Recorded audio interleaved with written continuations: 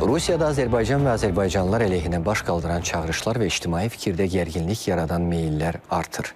Müxtəlif siyasətçilər vasitəsilə səsləndirilən anti-Azərbaycan çağırışlarında artıq ksenofobiya elementləri də hiss olunur. Bəs bu azərbaycanlılara qarşı təhdidlər nəyə xidmət edir?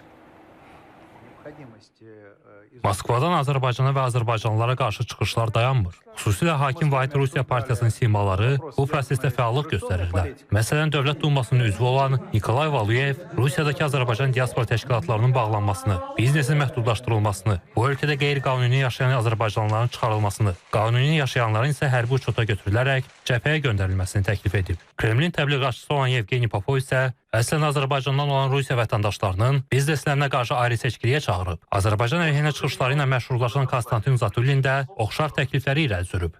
Millət vəkillərinin bu düşüncələri, bu böyük bir absurddur. Nəinki Rusiya ərazisində qanunsuz fəaliyyət göstərən miqrantlarla qarşı mübarizəyə, hətta belə Rusiyada yaşayan və etnik hansı bir qruplar, Rusiya vətəndaşı olan etnik qruplara qarşı orada hansı bir repressiyalara çağırışlar olur.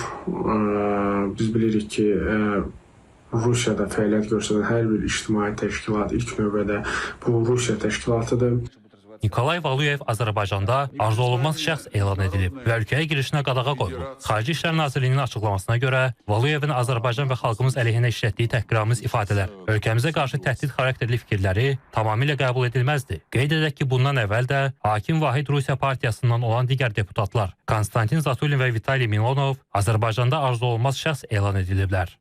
Təəssüf hissi ilə bildirmək istərdik ki, bu deputatların hər biri Rusiyanın hakim partiyası olan Vahid Rusiya, Yedinaya Rusiya partiyasının üzvləridirlər və bu kimi halların qəbul edilməz olduğu tərəfimizdən dəfələrlə vurğulanmışdır. Bundan sonra da Azərbaycan Respublikasının ərazi bütövlüyünə, suverenliyinə və Azərbaycan xalqına qarşı bu kimi əsassız fikirlər səsləndirən və fəaliyyət göstərən şəxslərin Azərbaycana girişinə qadağa qoyulması istiqamətində müvafiq tədbirlərin həyata keçirilməsi nəzərdə tutulmuşdur.